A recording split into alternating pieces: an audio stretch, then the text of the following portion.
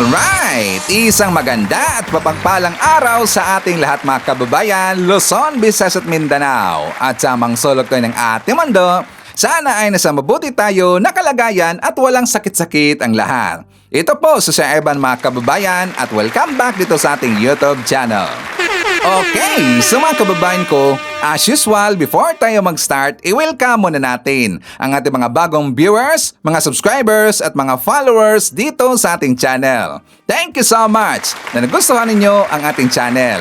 At syempre, pasalamatan natin ang ating mga viewers na nag-like, also nag-share ng ating mga vlogs at pasalamatan din natin ang ating mga viewers na hindi nag-skip ng ating mga commercials. At syempre, pasalamatan natin ang ating mga viewers na nabamember ng ating channel membership. Thank you so much! At syempre, i-shoutout natin ang ating mga pinalangga na mga legends, ang mga senior citizen. Hello po, kumusta ang lahat?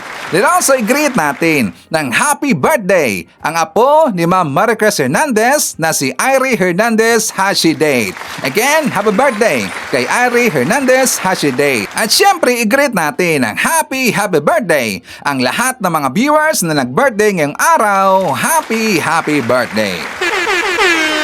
At syempre mga kababayan ko, hindi natin kakalimutan, i-acknowledge natin ang ating top 5 commenters, ang ating mga viewers na may maraming na i-comment dyan sa baba sa ating comment section doon sa ating last vlog. At nandyan sa ating listahan, ang nanguna po si Sam Pagita. Meron siyang 14 na mga comments. Nandyan din si Joy Manipes, meron siyang 33 na mga comments. Phil Macabato, meron siyang 23 na mga comments. Nandyan din si Gina G, meron siyang 13 na mga comments. And Uzay Neti, meron siyang 11, lahat ng mga comments. Okay, so thank you so much. Okay, so mga kababayan ko, before tayo mag-start, doon po sa hindi pa nakakaalam, kahapon inilibing na po sa kanyang huling hantungan si Mima Alicia. So hindi ako nakapunta doon kahapon mga kababayan kasi nga medyo malayo yon. Actually, nakausap kami ni Koy TV. So humingi pa ako ng sorry sa kanya kasi hindi ko makakapunta doon. Kasi nga from Cebu, dito sa Cebu, papunta doon Leyte. So from Leyte, magta-travel pa si Sir Evan ng by land ng 10 hours. Yes, by land 10 hours. Then pagdating doon sa Rawis, kasi si Mima Alicia ay taga Lawang or Lawang Northern Samar. Medyo malayo talaga yon. So taga Lawang siya. So pagdating doon sa Rawis, sasakay pa ng bangka papunta doon sa isla. Kung saan nandun ang bahay nila ni Mima Alicia. So medyo malayo talaga. Tsaka ang aking asawa ay hindi pumayag kasi nga malayo. At tsaka alam natin yung estado ni Sir Ivan, medyo ingat-ingat tayo. Alam na ho natin na syempre yung mga DDS magunggong yan di ba? Binabantayan nila si Sir Ivan. So hindi na lang ako pumunta doon. So nanood na lang ako sa live ni Koy TV. So kahapon, ulitin po natin, kahapon ho, inilibing na sa kanyang huling hantungan si Mima Alicia. Okay? So mga kababayan ko, I am very sure na nakita nyo ng lahat yung SONA kahapon ni President BBM. Di ba ang ganda talaga? How many times nakaroon ng standing ovation? Mga 8 times, 9 times, or 10 times? Di ba ang dami talaga Hindi ko na mabilang. Talagang maraming natuwa sa inireport kahapon ni President BBM. Lalo na doon sa plano ni President BBM na tatanggalin na yung system loss sa kuryente natin. Kasi yan talaga ay pasakit ho. Pasakit ho yan sa mga consumer. Diba? Tama ho si President BBM. Bakit naman isolder sa mga consumer ang system loss? So kaagad, nabigay na mandato si President BBM sa mga senador na yan ay aamidahan yung IPERA law. So gumalaw kaagad ho si Senator Erwin Tolfo. At ang dami ho mga magagandang report sa SONA ni President BBM. So kung marami mang natuwa sa report ni President BBM, marami ding nainggit. Sino si Ivan? Siyempre, sino pa yung mga didiscrones na inggit, na nira, di ba? Ang ibinigay nila na grado sa SONA ni President BBM, may nagbigay ng 2, may nagbigay ng 0, mga DDS gunggong, di ba? Tingnan nyo ho yung mga analyst. Tingnan nyo ho yung mga matitino na tao, yung mga magaling talaga mag-isip, magkaano ang ibinigay nila na grado kay President BBM. Ano ang grado ibinigay nila? Pinakamababa is 8.2. Diba? 8.2 ang pinakamababa. Meron naggrado ng 9, meron naggrado ng 8.7, may naggrado din na isang analyst na 8.2. 8.2, maganda talaga yan, di ba? Kahit naman ako, ayaw kong bigyan ho ng 100% kasi nobody is perfect, di ba? Sa akin nga, iniisip ko na bigyan ko ng grado si President BBM na mga 8.9. Yan, 8.9. Okay na doon. Talagang okay ho yung 8.9. Diba? Nobody is perfect. Meron pa rin mga flaws yan. Siyempre, may mga kulang pa rin ho yan. So, 8.9 ang ibinigay ko na grado ni President BBM sa kanyang zona. Okay, so doon po sa mga DDS cronies, lalo na yung mga DDS senator na inggit. Silang lahat hindi pumunta doon sa zona ni President BBM. Tapos nagsuot sila ng itim. Diba? Nagsuot sila ng itim. Bagay sa kanila. Kasi nga, yung mga gunggong na yon ay sa kadiliman. Diba? Yung umattend doon sa zona ni President BBM at saka nanood sa zona ni President BBM, yun ay mga matitino. Diba? Nasa maliwanag na area. Yung mga DDS cronies at mga gunggong na yon, sila ay nasa kadiliman area. Diba? So, inggit na inggit. Sinisiraan nila yung reports ni President BBM at meron doon in-report si President BBM na ngayon ginagamit nila sa kanilang paninira. Ano yan sa Ivan? Bago tayo pupunta doon, tas i-debunk natin, dito muna tayo sa itinrabaho or trinabaho ni Senator Erwin Tulfo tungkol sa kanyang pag-file ng resolution at saka kanyang amyendahan or kanilang amyendahan yung IPERA Law. For more details, let's watch this. Walang inaksayang oras ang Senado matapos ang SONA ng Pangulo. Ilang panukala ang agad inihain para tuluyan ng mapababa ang sobrang taas ng singil sa kuryente. Ang detalye sa agenda report ni Hannah T. Umaksyon agad ang Senado pagdating sa panawagan ni PBBM na pababain ang singil sa kuryente.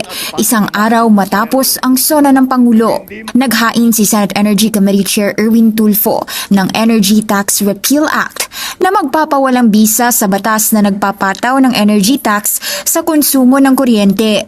Ayon sa panukala, luma na ang batas at nadadagdagan lamang nito ang pasani ng mga pamilya na kasalukuyan nang nagbabayad ng iba't ibang singil sa kanilang electric bill. Ikalawa, naghain din siya ng panukalang alisin na ang VAT sa Systems Loss Charge na sinisingil sa milyon-milyong residential consumers. Malaki-laki rin po ang mababawas kasi kung aalisan po natin ang VAT po is 12%. Ang systems loss is 5 to 10%. Tapos may government tax pa po. Pag inalis po natin itong lahat, ay malaki yung kabawasan, di po ba? Kaya siguro, alam ko sa ibang bansa, meron din pong chinacharge sa systems loss. Pero bakit natin gagayahin yun sa ibang bansa?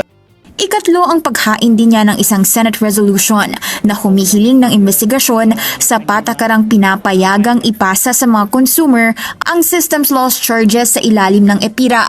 Layunin ng pagdinig na matukoy kung paano mababawasan ang gastos sa kuryente habang napapanatili ang operasyon ng distribution utilities. Target ng Senado maamyendahan ang EPIRA bago matapos ang 2026 o bago magtapos ang 20th Congress. Sa Huwebes, magpapatawag din ng pagdinig si Tulfo para mapag-usapan sa energy sector ang EPIRA. Suportado rin ni Senator Kiko Pangilinan ang EPIRA amendment. Mas dapat daw gastusan ng publiko ang pagkain, edukasyon at kalusugan sa halip na pagpagurang bayaran ang VAT at systems loss charges sa kuryente. Katunayan, naghain din si Pangilinan ng isang Senate measure para sa VAT exemption on systems loss. Kailangan daw sumentro ang power sector sa kapakanan ng mga consumer at makapaghatid ng abot kaya at maasahang kuryente saan man sa bansa. So ito ang tanong natin. May nakita ka ba mga kababayan na merong nag-post na isang DDS na kanilang pinagtatawanan or kanilang binatikos itong report ni President BBM na kanyang tatanggalin na yung system loss sa kuryente? May nakita ba tayo na mayroong nagreklamo na DDS? Wala, kasi napahiya sila. Tapos kapag sila ay magrereklamo, pipitikin dito itong si Digong. Kasi isa din dito si Digong na ang dahilan kung bakit naging mahal na yung bayarin natin sa kuryente. Isa sa rason itong si Digong kasi meron siyang nilagdaan noon kaya nagmahal tuloy yung bayarin natin sa kuryente. Kaya hindi sila nagreklamo dito. Kasi kapag mag-iingay sila tungkol dito, mapapansin sila, di ba? Babalikan itong si Digong. kung meron man ditong kanilang binatikos tas binastos si President BBM at saka pinagtatawanan, mamaya pag-usapan natin yan. Atin muna hong i-acknowledge at saka i-announce kung sino ang nanalo sa ating pa-contest na most like comment. So nanalo sa ating pa-contest ngayong araw ay galing ho sa comment ni Truman Gayed. Kasi ang kanyang comment ay meron pong 56 lahat na nag-like. Kasi sabi niya, "May the Almighty God bless and protect you, PBBM Jr. Bear in mind, sir, that we love you so much." O, di ba ang ganda ng kanyang comment? Ulitin natin. "May the Almighty God bless and protect you, PBBM Jr. Bear in mind, sir, that we love you so much. We love you, PBBM." O, di ba ang ganda ng kanyang comment? So, siya ho ang nanalo sa ating pag-contest na most like comment. Congratulations kay Truman Gayed. Kay Truman, please message me doon sa ating Facebook Messenger or email me para maklaim mo ang iyong premyo na 250 pesos ipapadala natin through GCash. Okay? So, ang second na mayroong nag-like or maraming like sa kanyang comment ay galing sa comment ni I Miss Kruger. Merong 50 lahat na nag-like sa kanyang comment. Kasi sabi niya, "Grabe paninira yan. Haha, dapat Prime Minister na lang si BBM." Actually, ang dami hong nanawagan na sana maging Prime Minister na lang si President BBM. Pero siyempre alam mo natin yung batas na hindi pwede. Hindi yan mangyayari, di ba? Unless na kanilang amyendahan yung 1987 Constitution na yung tungkol ho dito sa usapin na Prime Minister, unless kanilang amyendahan. But for now, wala pong batas na ganyan, so hindi pwede na maging Prime Minister si President BBM. Okay? So mga kababayan ko, dito tayo sa zona pa rin ni President BBM kung saan meron siyang in-report doon na pinagtatawanan siya ng mga DDS. Ano siya, Ivan? Yung tungkol sa mag-launch ng rocket. 'Di ba? May plano si President BBM na magtayo ng space port doon sa Cagayan. Yun po ang magiging testing site ng taga South Korea. Pero ang mga DDS hindi nila na-gets or hindi nila naintindihan. So ngayon, dahil nag-mention si President BBM na tayo ay magpapalipad ng rocket next year, 2027. Nagtawanan ang mga DDS, 'di ba? Talagang kinutya, talagang binastos, talagang ginawan ito ng mga memes, 'di ba?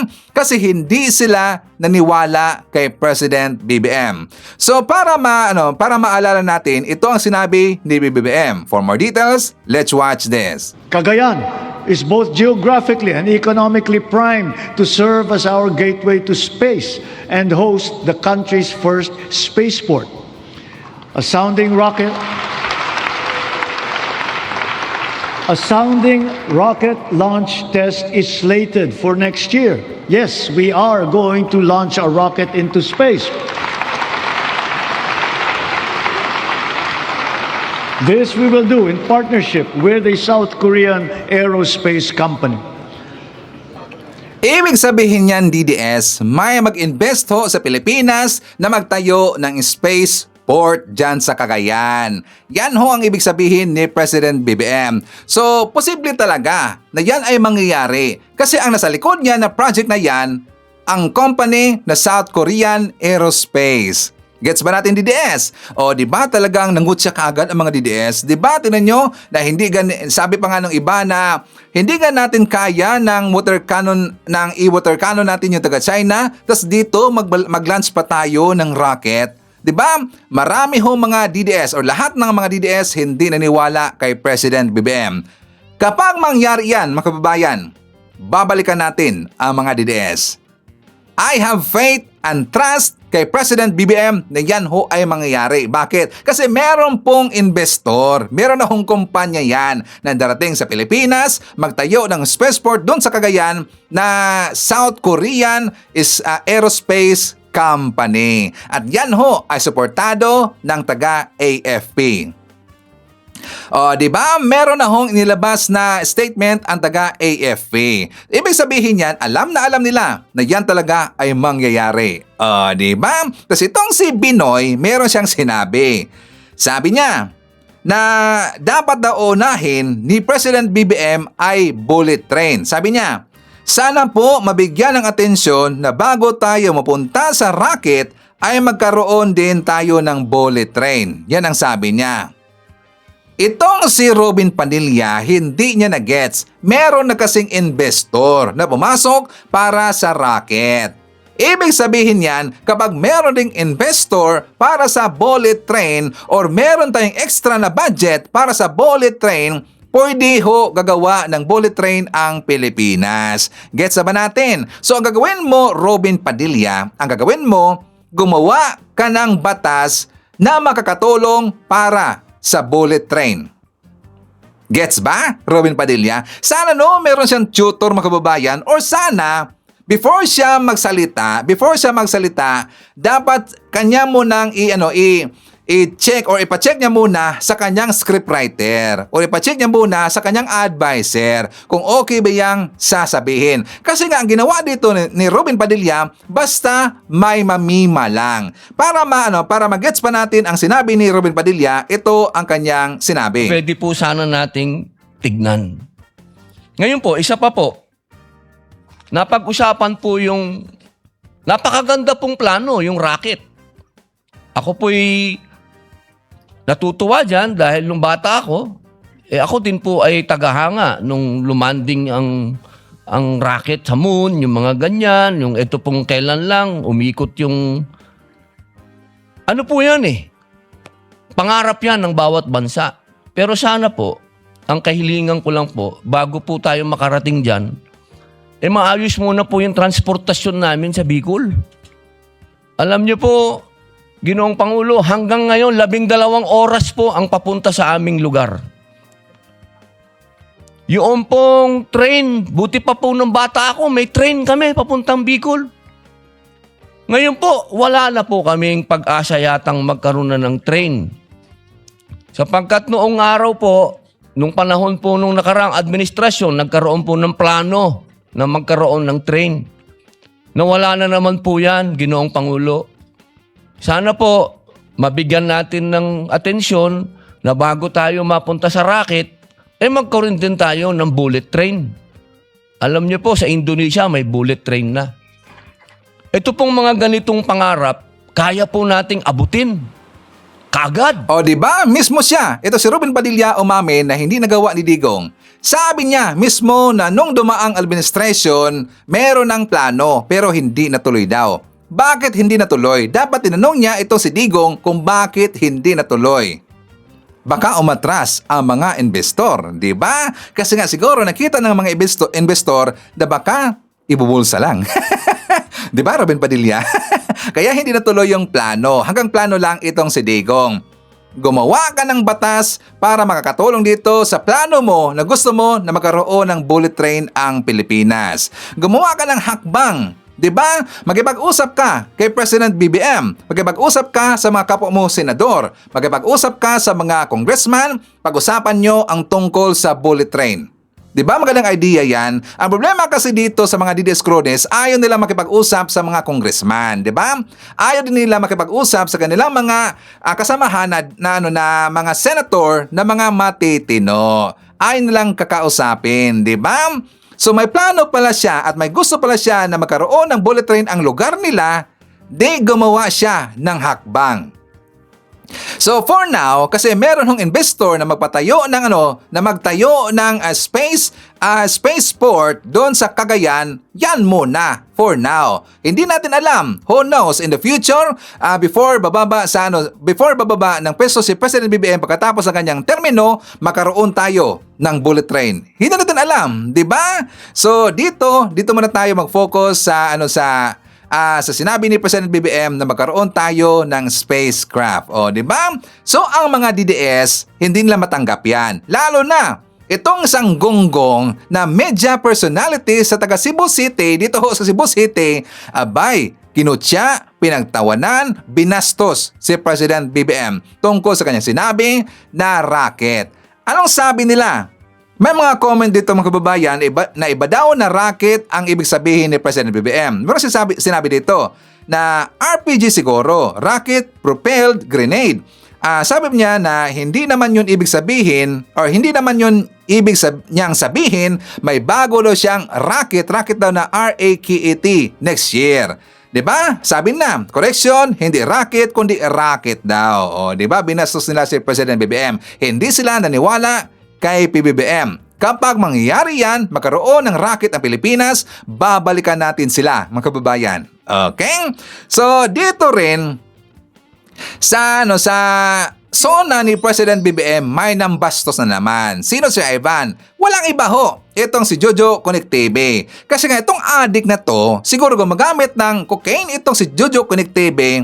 Alam na alam niya ang mangyayari sa katawan kung gumagamit ng cocaine ang isang tao. May napansin kasi siya na merong, sabi niya na siguro sa tingin ko parang pawis pero sabi ni Jojo Connect-TV, luha daw.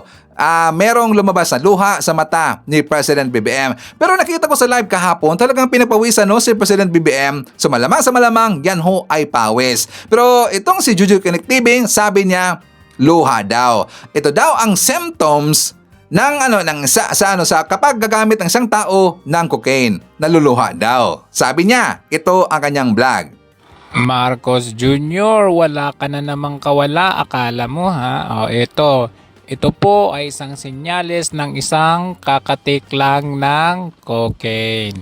Tignan nyo, watery eyes. Ito po ay dahil sa pag-snort ng cocaine. Kaya ito po ay parang natural na lumalabas dahil ay chemical reaction po ito ng droga. Bigyang halaga at pagtuunan ang pag-amin at nakatindig laban sa anumang banta ng sakuna at kalamidad. Kaya akmal lamang ng bigyang halaga at pagtuunan ang pag-amyenda ng National Building Code upang maging alinsunod ito sa mga modernong pamantayan. Okay, so dyan na lang yan. Ibig sabihin ni Jojo Connect-TV na kapag ang tao daw ay naluluha or watery eyes, gumamit daw yan ng cocaine. Mga kababayan ko, kapag ikaw ay maluha, ibig sabihin gumamit ka daw ng cocaine. Ano ba gunggong talaga? Sa Petikino, yan daw ay senyales ng isang tao kapag naluluha, gumamit daw ng cocaine. Alam nyo, fake news peddlers, itong si Jojo. Jojo, makinig. Ngayon, tinanong ko yung Google. Sabi ko dito, is cocaine can make your eyes teary? Sabi ho ni Google, no. No, Jojo, no. Cocaine typically does not make your eyes teary. Kabaliktaran ho ang nangyari. Sabi dito, instead, it commonly causes eye dryness, irritation, and reduced tear production, Jojo. Gets mo ba? Reduce tear production. Instead, hindi ka talaga maluluha kasi magkaroon ng dryness ang mata mo kapag lagi kang gumagamit ng cocaine. Common effects of cocaine on the eye. Dilated or dilated pupils. Ibig sabihin, yung sa gitna ng pupil natin, yan ho ay yung itim, yan ho ay lumalaki. Lumalaki daw. So, dryness, magkaroon ng redness and irritation, light sensitivity. So, yan ang mga common daw yan na effects kapag ang tao ay laging gumagamit ng cocaine. Pero hindi naluluha, Jojo. Dibang ka na naman, napahiya na naman itong si Jojo. Isampal nyo ito, mga kababayan, ang vlog natin doon kay Jojo Connect-TV. Diba, gunggong talaga Hindi kasi nagre-research. Siguro, yan ay kanyang experience, Jojo. Gumamit ka ba, Jojo? Baka ali ka ng cocaine. Baka ikaw yung gumamit.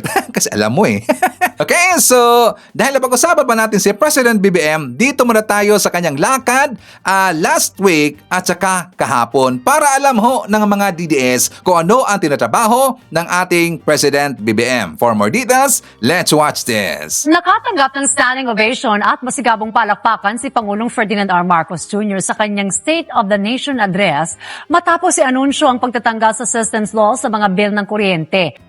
Hindi tamang singilin sa mga consumer ang systems loss o yung nawawalang kuryente. Isa yan sa mga nilaman ng ikalimang sona ni Pangulong Ferdinand R. Marcos Jr. na umani ng masigabong palakpakan. Sa kanyang paglalatag ng mga hakbang ng pamahalaan para mapalakas ang supply ng kuryente sa bansa, hindi nakaligtaan ng Pangulo ang hinaing ng bawat mamamayang Pilipino na mapababa ang presyo ng kuryente sa bansa. Batid niya ang pagpasan ng mga ordinaryong consumer sa mga dagdag sa kanilang bill na hindi naman anya nararapat. Dahil dito, Malinaw ang direktiba ng Pangulo na dapat itong matigil. Hindi naman kasalanan ng consumer kung Isa rin sa malamang inanunsyo ng Pangulo ang hindi lamang pagtugon sa mga pangangailangan ng lower middle income earner, kundi pati ang pag-agapay sa middle income class na apektado rin anya ng mga epekto ng mga hamon sa bansa. Kaya ipinag-utos ng Pangulo sa Kongreso ang pagbuo ng isang batas para sa pagpapatupad ng tax relief, gayon din ang tulong sa mga maliliit na negosyo. Nananawagan ako sa Kongreso upang maipasa ang batas na magbibigay ng bahagyang ginhawa para sa ating bayaring buwis. Una, palawakin natin ang exemption sa income tax.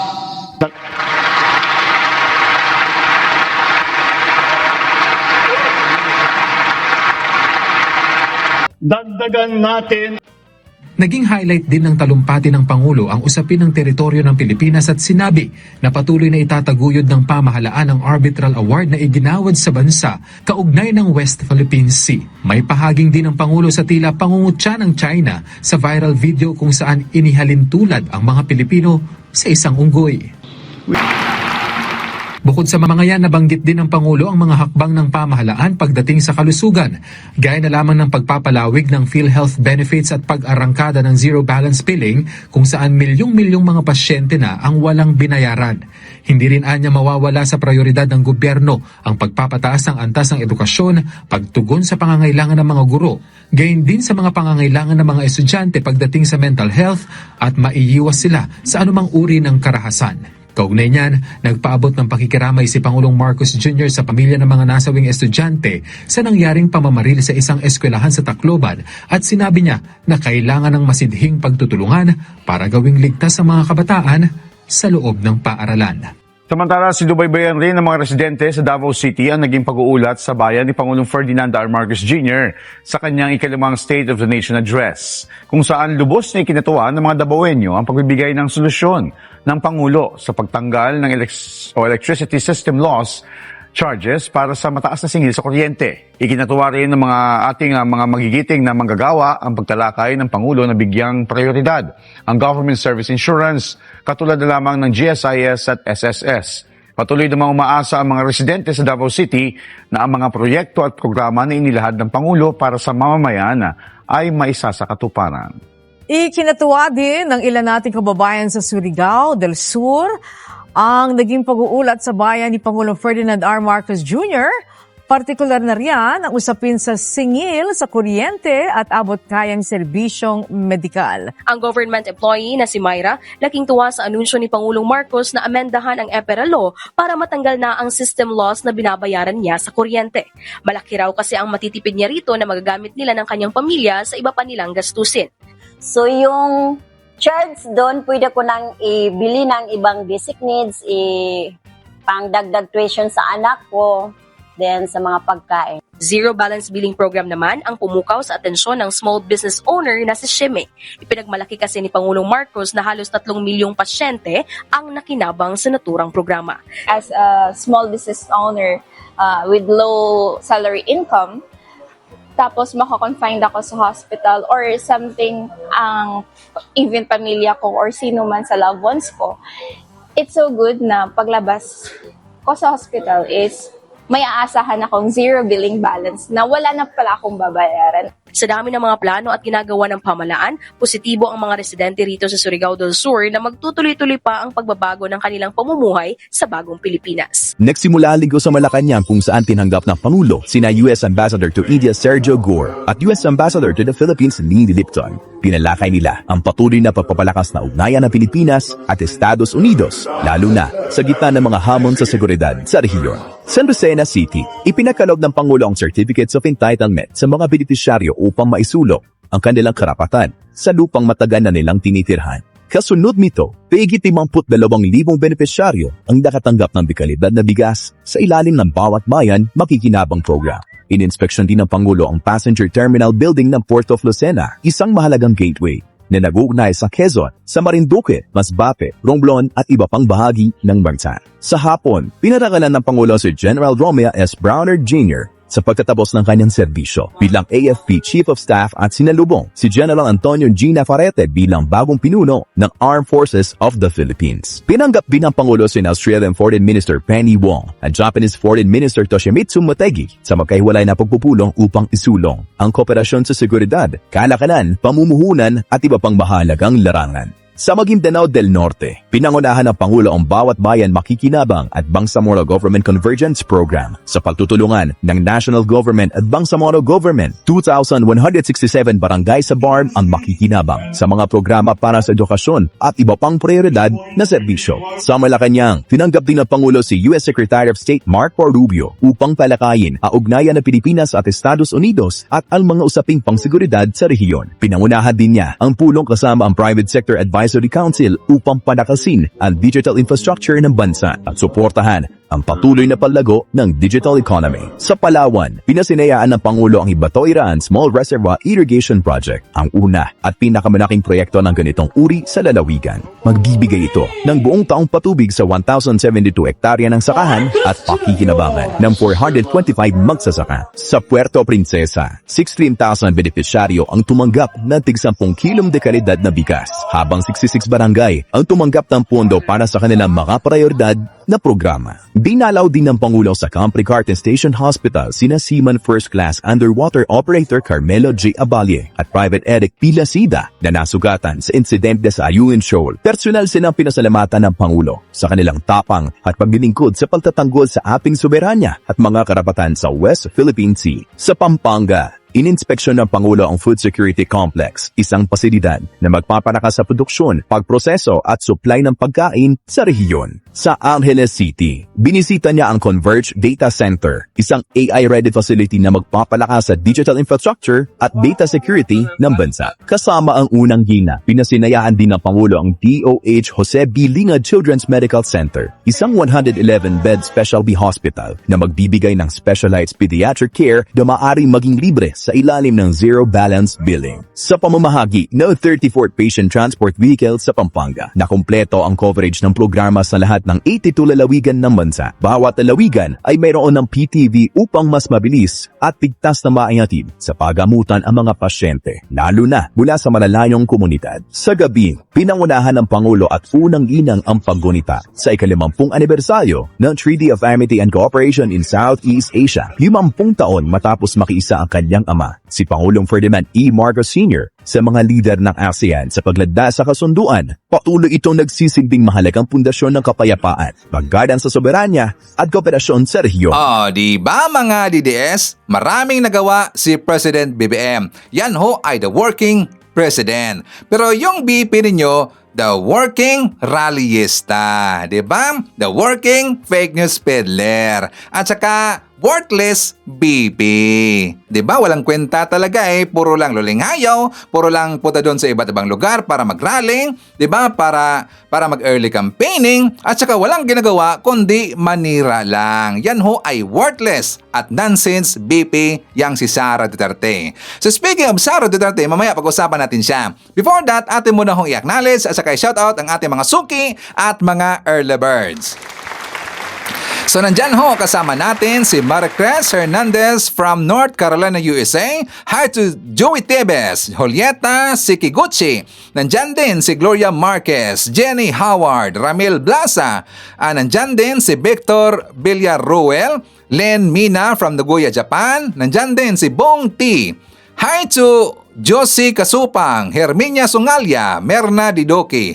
Nandyan din si Roger, Elmer Pinaranda, Truman Gayed. Kasama din natin si Marilyn Ortiguero, Ana Corduba, Geribeto de la Cruz. Nandyan din si Noel Corralde, and hi to Sir Jaime Garcia na nandyan sa Nottingham, UK.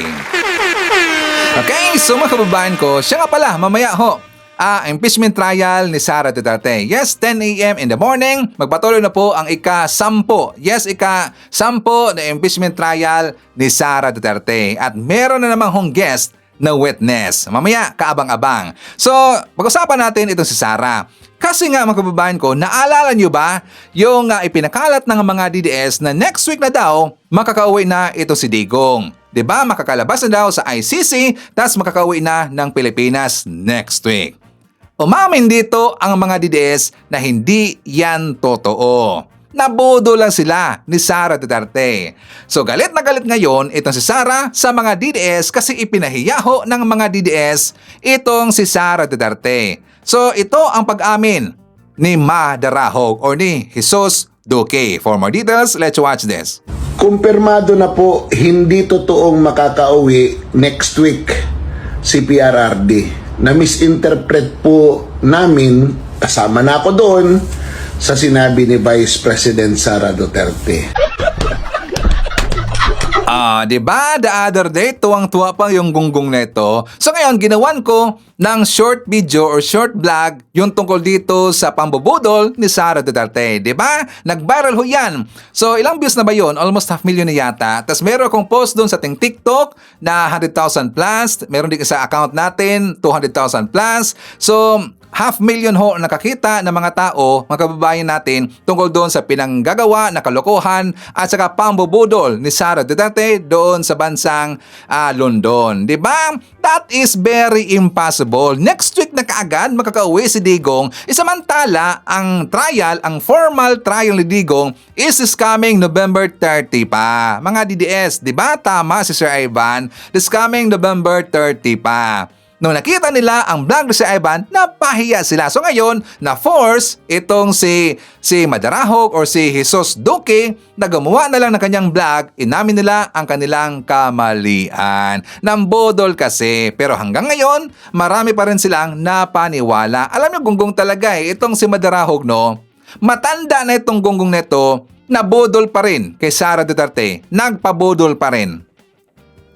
Alam niyo naman ho na may sayad yon. Alam niyo naman ho si Sara na merong problema dito. Tas naniwala pa kayo. Isipin niyo lang ho ang sinabi ni Sara kung talaga bang makatotohanan. That is very impossible, di ba? Tas ngayon, ang ginamit na naman nila yung post doon sa isang gunggong na nandun sa Arab country na mayroon na daw 3 bansa na nag-withdraw na ng support sa ICC. O ngayon nabuhay na naman sila. Hindi yun totoo. Fake news na naman yun. Para lang mailihis ang kanilang kahihiyan, so gumawa na naman sila ng panibagong fake news. Diba? Meron ng 3 bansa na nag-withdraw na ng support ngayon. Kahapon sa na pagsuporta sa taga-ICC kasi natakot daw sa taga-US. Yan ho ay fake news. Meron hong sinabing na statement ho ang taga-ICC. Walang ibang bansa na nag-withdraw ng support sa kanila. Ibig sabihin, fake news yun, DDS. O, diba? So, petikin nyo sa tinga yung si Sara Duterte. Kasi nga, paniwalang-paniwala kayo eh. Diba? Pinaniwalaan nyo yung Messiah eh. So mamaya 10 a.m. Impeachment trial dito kay Sara Duterte. Okay? So speaking of Sara, pag-usapan pa rin natin itong si Sara. Kasi nga 'di ba meron siyang sinabi kahapon na hindi tumupad si PBBM sa pakiusap ko. O 'di ba nagtampo itong si Sara kasi hindi daw tinupad ni President BBM ang kanyang pakiusap. Ano ba ang kanyang pakiusap, mga kababayan ko? Please comment sa baba kung naalala nyo pa kung ano ang kanyang pakiusap. Please comment sa baba, babasahin mamaya ni Sir Ivan. Okay? So ngayon, nagtampo itong si Sara kay President BBM kasi hindi daw tumupad si PBBM sa kanyang pakiusap. Ano ba ang pakiusap ni Sara Duterte, Sir Ivan? Una, mismo siya ang nagsabi, gusto niya maging sekretary ng Department of Defense, DND. Isipin nyo, gusto niya maging sekretary sa National Defense. Delikado ho yan. Delikado ang kanyang request. Hindi naman bobo at tanga si President BBM. Gusto mo gawin siya na sekretary sa DND? Hindi siya pinayagan. Bakit? Baka bukas pagising natin, Republic of China na ang Pilipinas. Diba? Maka-China ho si Sara Duterte. And second, madali na lang ho gumawa ng kudeta itong si Sara Duterte. Kaya hindi siya piniyagan, hindi naman ho yan tanga si President BBM. And next, ang kanyang request, gusto niya na siya ang gagamit every Sunday sa presidential chopper. Kasi sabi niya, uuwi daw siya every Sunday doon sa Davao kasi kanyang bibisitahin ang kanyang anak. Yan ho ang kanyang request na hindi tinupad ni President BBM. O, di ba? Sino ba siya? Gusto ba niya maging FL? Gusto ba niya maging presidente? Di ba? Kaya nga siya tinatawag na Bratinela ni Digong. Demanding naman kasi. Gusto niya na every Sunday siya ang gagamit sa presidential chopper. Si FL Lisa nga, hindi nga natin nakita masyado na sumakay sa presidential chopper. Di ba? Pang ilang beses natin nakita si FL na sumakay sa chopper. Included yung 2 concert. 'Di ba? Nakita ko si FL na sumakay ng chopper mga 4 times lang yata, included ho yung sa concert. 'Di ba? 2 times sila nanood ng concert. So 2 times ko nakita si FL na sumakay ng presidential chopper. Nung meron siyang event doon sa ibang lugar, sa hospital yata yon. Tapos meron ding isa yung pumunta siya doon sa somewhere in Mindanao na sa kanyang Love for All. 4 times ko lang nakita si FL na sumakay ng chopper.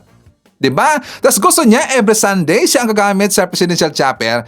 Feeling first lady yan, diba? Alam nyo, si FL, baka sasabihin dito ng mga DDS na fake news ka, gumamit lagi yan ng chopper itong si FL. Gumamit siya ng chopper pero hindi sa presidential chopper or chopper ni President BBM. Meron hong mga private company na nagpapahiram ho or nagpasakay kay FL Lisa. Yan ho ang totoo.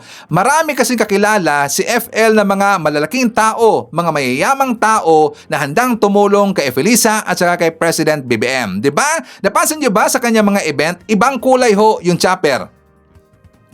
Kasi kung merong mga nag-sponsor doon sa event ni Felisa, yun ang magpasakay doon. Or kung sino yung mga kakilala niya na mga mayayaman, mga negosyante na handang mapasakay kay FL, sila ang magpasakay doon. Kaya nga iba-iba yung mga chopper ang sinasakyan ni FL Lisa. Napansin niyo ba?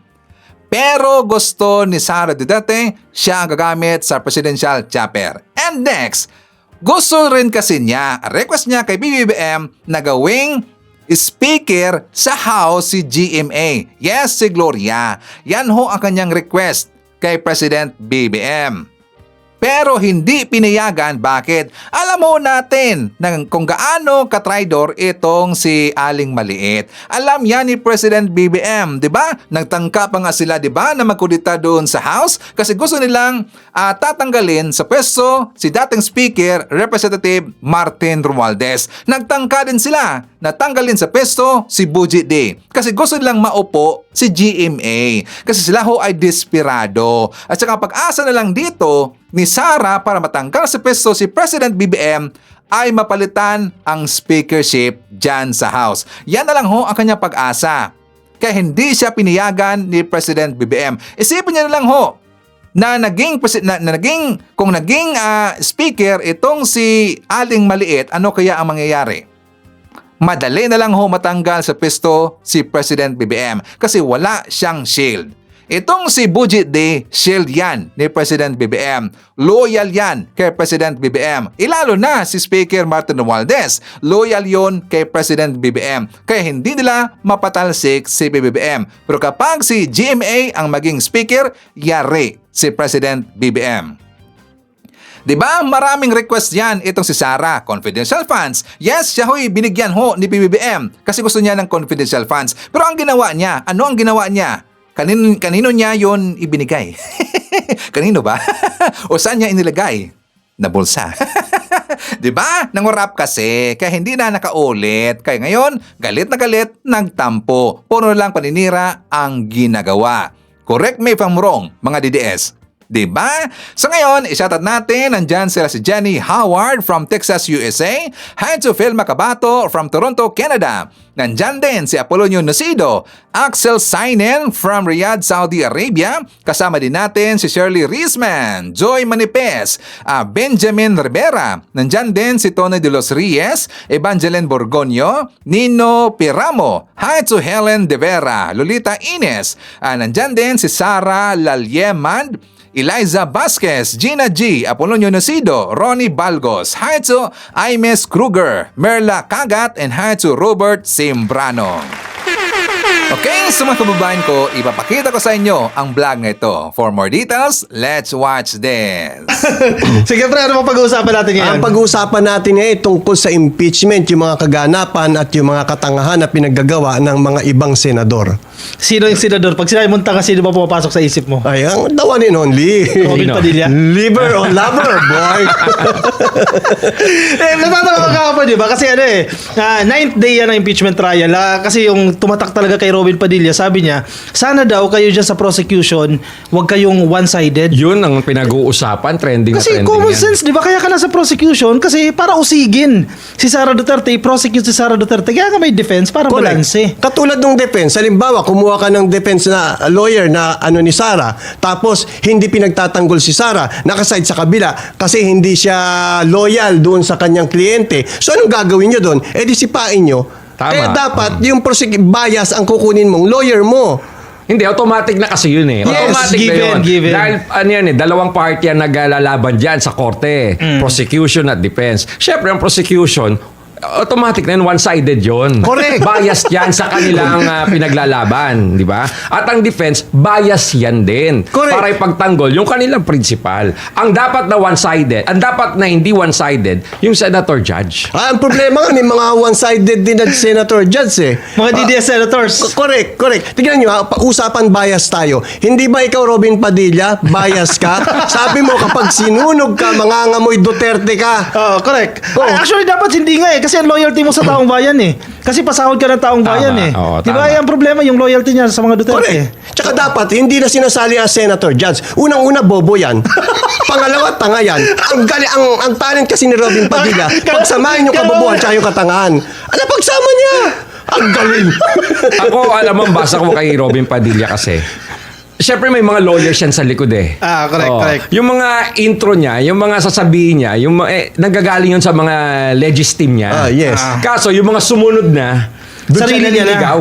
Sarili niya na. Sarili na niya at naliligaw Siguro siya. sir, sa simula pa lang ng trial, kumbaga ready siya, prepared siya, di ba? Kasi may mga prepared speech yan. Ang problema, kapag tumatagal na, wala na siguro nag-feed sa kanya ng information. Doon siya naliligaw. Kaya na nasasabit. Kung ako sa kanya, gagayan niya lang si Lito Lapid. Di ba? Tahimik. Marami ka na lang. Pero siyempre, alam mo ba kung saan umuhugot si Robin Padilla ng lakas ng loob, di ba? Correct. Ng tibay para gawin yan. Kasi Survey. di ba, number one siya. Hindi lang sa survey, even dun sa election eh. Number one correct. siya eh. Kaya wala siyang pakialam. Kahit anong sabihin mo sa kanya, kahit anong ibato mo sa kanya, wala siyang pakialam. Correct. Ano ba to? Gumagana ba to? Eh malamang gumagana. Kasi yung ginagawa na niyan, tuloy-tuloy. But at the same time, etong recent survey nga, ay ang taas niya. Number one. Correct. At yung percent niya, parang almost 50% eh. Yung kanyang ratings. So, wala siyang pakialam. Sabihin niyo akong bobo, sabihin niyo akong tanga. Eh, ano pakialam niyo? Eh, number one ako. Gusto ng taong bayan ang ginagawa ko. Diba? Yan ang nagpapatunay na ang Pilipinas ay nasa third world country pa tayo. Dahil biruin mo, si Sara Duterte na walang ginagawa, number one din. Mataas yung rating. Ang taas ng rating. Hindi Yung lang presidente number one, na mataas. napakasipag, Bagsak daw. Hindi ko alam kung mga troll lang yung bumoboto dyan eh. Kasi alam, si Robin Padilla, ang taas ng rating na wala rin ginagawa. Na lantaran naman, sinungaling din yan eh. Sinabi niya hindi siya tatakbo eh. Ang tama lang na sinabi ni Robin Padilla, yung sinabi niyang bobo siya. Sinabi niya yun eh, sa sarili niya, anong gagawin ko, ba't ako tatakbo, anong gagawin ko dyan? Sasayangin ko lang ang pera ninyo.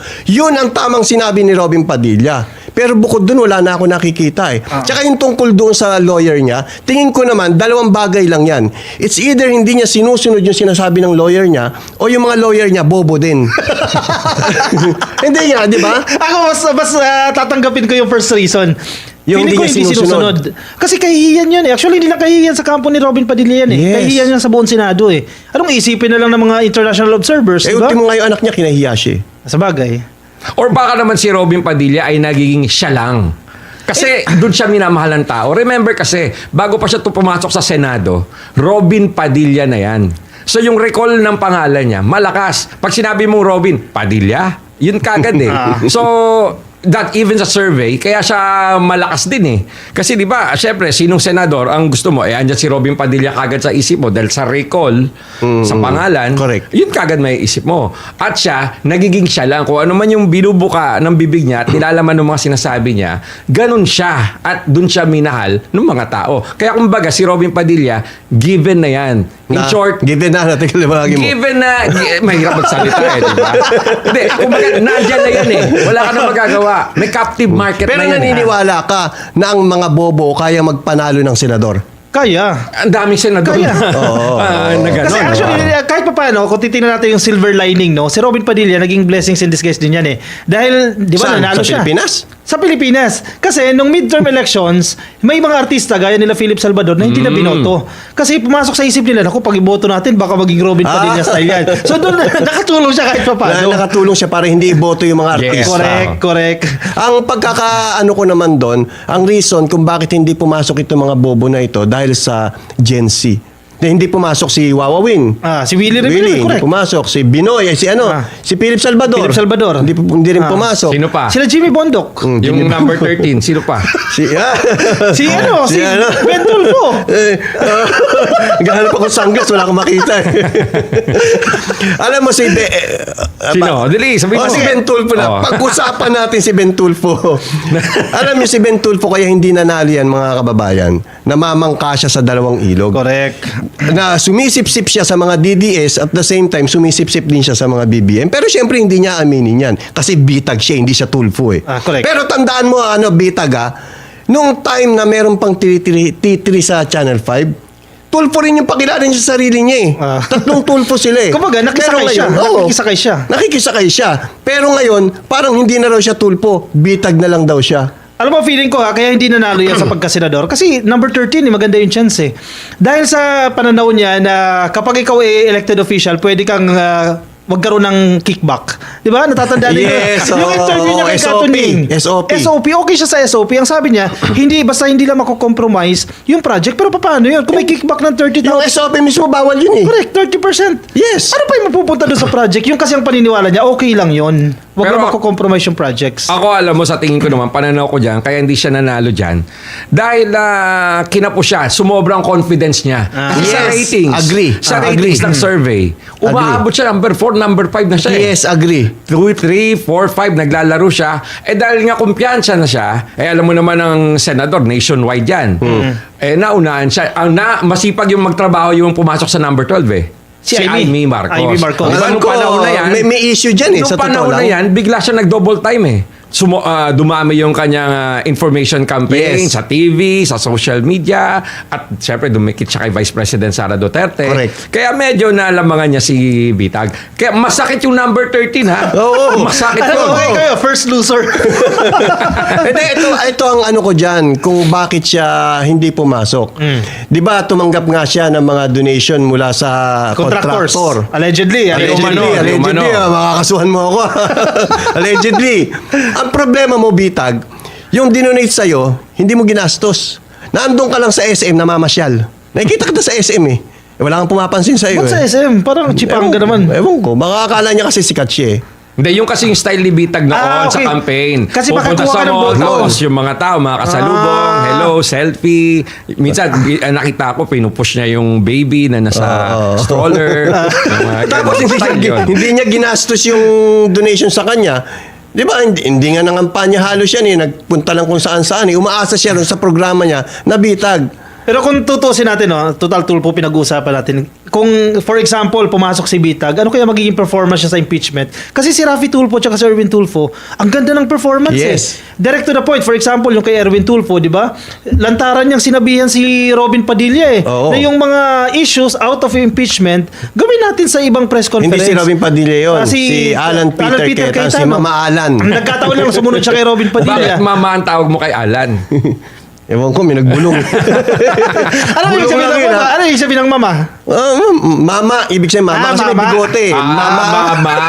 Malamya lang ako magsalita kaya naging mama. Kasi sa mga parlor ko naririnig yun pag, mama. Hindi kasi sa parlor, mahilig sila sa mama.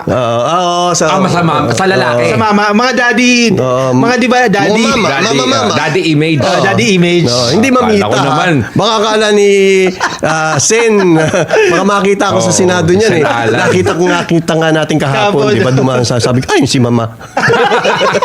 Kinawala ko sa'yo. Ay, makakabarinig tayo kayo sa Diba, naharap namin. Tapos tinawag na si mama. Buti hindi tumingin. Hindi nakangiti siya by default. Hindi siya tumingin sa akin kasi may pogi dun sa kabila. Doon nakatingin. Mahilig sa pogi si mama. Siyempre, sino ba naman ang gusto sa pangit? Tama. Di ba? Pag napapaligiran ka ng pogi, nagiging pogi ka na rin. Hindi kasi ginagaya mo yung style. Ako ganun din eh. Pag diba gwapo, ang ganda ng buhok nun gagayahin ko. Baka yun. Kaya tinitingnan niya. Yun ba yun? Salamat tayo, tinawid mo ako. Makakasuha tayo. Pilot episode pa lang. Alam mo, speaking about si Mama Alan tuloy. Senador Alan Peter. Marami ang nagsasabi, ang laki, sobrang laki ng pinagbago niya ngayon. Oo. Parang nagka-problema. Naging DDS eh. Sa bagay, matagal na na DDS siyang yan. DDS. Pero nag-all out siya na itong impeachment, lalo na itong impeachment. Alam mo, na sa ito. tingin ko, nagka-problema talaga siya sa parang mental health issue. Parang mo sinabing may saltik siya. Hindi. Parang kasi ganun talaga eh. Normal lang yan eh. Kasi nga, di ba, ang tawag sa kanya ngayon, siya ang shortest Senate President. Correct. Nung natanggal siya, parang na-disillusion siya, nagka-problema siya. At pinagtatabuyan talaga siya, di ba? Hindi nga raw siya kinakausap ng kapwa niya minority na ilan. Hindi siya kinakausap ng mga majority. Kumbaga, outcast ka. So, Correct. ang sakit na Kaya ang ginawa niya, kumapit siya sa social media. Nag-appeal to emotion siya sa mga tao. Kaya nagla-live selling na lang. Ng kaldero. Take note Nabili yung kaldero niya. Bumili si Matibag. Take note despite of that, sa survey nitong nakaraan, nagda-number 3 siya. Alam mo kung bakit? Yung survey na ginawa ng Pulse Asia, moro-moro lang yan. Biruin nyo, lahat ng tamad, lahat ng bobo, pumasok sa top 5. Tapos, alam nyo ba, yung survey na yan? Yung ilan. Yung ilan. Yung survey na yan, ang tinanong lang dyan, 2,400 lang. Yun yung sample size. Yes. Kung tinanong yun, puro sa Mindanao. Pabor. Mga DDS. Ano din itong si Alan Peter Cayetano, tama kasi rin, ang laki ng pagbabago niya. Makikita mo, pati yung line of thinking niya kasi. Exactly. Kasi natatandaan ninyo yung bank secrecy law na sinusulong nila noon na mag-waiver tayo, pumirma tayo, buksan yung mga bank records natin. Correct. Ngayon, ayaw niya nang pabuksan yung kay Sara. Ang pumirma nun, dalawa. Si Digong at saka si Cayetano. Pero ngayon, since na-involved na si Sara Duterte, ayaw na nila. Tingnan nyo kung wala talagang itinatago yan, bakit hindi nila pabuksan? Di ba? Para sa taong bayan na lang. Hindi na para sa kanila. Kasi tingnan nyo, kung si Alan Peter Cayetano ang naging Senate President, ano na ang nangyari kay Sara? Wala na ang issue. Naloko na ang taong bayan. Correct. Tapos na. Absuelto na. Yes! And isa pa, pansinin mo si Cayetano pag nagsalita, parang hinahamak niya yung mga kapwa senator judges niya. Yes. Kasi ako, lawyer ako, nag-aral ako ng 4 years, dapat hindi ako makipagdebate sa hindi kapwa abogado. Naiinsulto sila Tito Soto na may mga karanasan doon. Even si Robin Padilla, nanlulumo. Pero alam mo, kung sino ang mas magaling na abogado maliban kay Cayetano, mas magaling kay Cayetano? Sino? Si Marcoleta. Kasi naipakulong niya yung sarili niya. Diba? Ang galing niya abogado. Akalain mo ba yung sarili mo, ipakulong mo? Umamin ka sa katangahan mo. Bakit niya ginawa yun, no? Bakit niya ginawa yun? Kasi DDS. Hindi ba niya naisip na may incriminate niya yung sarili niya? Correct. Sa kanyang ginawa niya? Naging DDS nga kasi. Tanda mo, kapag may utak ka at naging DDS ka, nagiging bobo ka. Nagiging priority mo kasi yung poon. Yung poon mo. Yun ang nangyayari. Nawawala na yung logika, yung logika sa sarili mo. Correct. Yun ang nangyayari. Dati ang prinsipyo. Ang tingin kay Marcoleta, ganun kataas yung nasa Congress pa siya. Tinitingala. Kasi magaling siya makipag-argumento sa Kongreso noon. Siya yung isa sa magaling makipag-debate. Siya yung main pillars kung isa sa main pillars kung bakit nasara yung ABS-CBN. Correct. Diba? Kaya pala marami ang natuwa ng mga taga-ABS. Oo. Nakikita ko sa social media. Nagdiwang. Nagdiwang nung medyo nakulong siya. Nasa oblo siya Nagnakulong ngayon. siya. Pero kung nandiyan siya ngayon, malamang, di ba, 9 days lang. Supposedly, 11 yung nasa schedule ng trial. Na-shorten nila yan into 9 days. Kung nandiyan si Marcoleta, naging lalong haba. 15 days. Lalong haba. Yun nga ang problema rin kay Alan Cayetano eh. Naging abogado siya ng defense. Halata yung delaying tactics na ginagawa niya. Halatang halata. At saka isa siya sa tumutol na ilabas yung bank records ni Sara Duterte. Pero wala silang nagawa. Kasi at the end of the day, di ba, presiding officer pa rin magdidesisyon at nag-grant na yan. Nag-grant na yung subpoena na yan. Tingnan natin yung bank records kasi tama yung pinupunto doon ni Shell Jokno eh. Pwede mong tingnan yan kahit yung mga na-accumulate niyang pera, kahit hindi pa siya vice-presidente. Kasi ang pinapatunayan natin dito, yung ill-gotten wealth. Diba? Oo. So titingnan kung last decade, ganito lang yung income mo, paano biglang umangat yan? Kaya importante silipin yung bank records. Simula na pumasok siya sa gobyerno. Pero teka lang kasi, ganito yan ka-coffee. Yung bank records na yan, yung pinasubpoena pa lang Subpoena yan pa ang lang. pinag-uusapan. Correct. Kumbaga, nanalo ka pa lang sa first line. Correct. Ha? Pero kasi ang matinding usapan dyan, yung pagpapabukas ng records pag nasa Senado na, Senate na. yung mga records na yan. At yan ang matinding, sa tingin ko, sina Senator Alan Peter, Senator Pia, sina Robin. Mag-aabogado na yan. Sa tingin ko, ipaglalaban nila yan ng matindi Or yan. pahabain lang nila. I-delay yan. Susubukan nilang susubukan nilang harangin yan. At sa tingin ko, susubukan nilang magkaroon ng division of the house. Ewan ko lang ha. Kasi, kasi pag division of the house, baka sa tingin nila mananalo ng majority dyan. Or pipigilan nila ang division of the house. Pero sa tingin ko, sir, mabubuksan yan. Kasi sa kasalukuyan, 4 lang na senador yung tumutol doon sa ruling ng presiding officer. Sino-sino yan? Yung tatlo? Si magkapatid, yung sisteret, no? Si Alan, si Pia. Sino yung sisteret? Si Pia Cayetano. Sister yun. Sister Hindi niya. naman sister si Alan na. Brother yun eh. Yung siblings. Siblings. Sisteret eh. Si brother si Alan, sister si Pia. Cayetano siblings. Si Ivy kasama din doon. Tapos parang si Robin Padilla ating isa. 4 lang sila eh. Yung nakita ko na. yung Villar. Si Camille Villar. Si Robin wala nga dun eh. Hindi tumutol si Robin dun eh. Sa subpoena. Kasi subpoena pa lang naman yun. Pero kung titingnan mo si Camille at saka si Mark, wise din eh. Sige, maghiwalay tayo. Yung isa tututol, yung isa hindi. So, namamangka rin sila eh. Hindi tulad ng Tulfo Brothers, ano? Solid. Nagkakaisa. Pero kung nandun si Bitag, yun lang, wasak.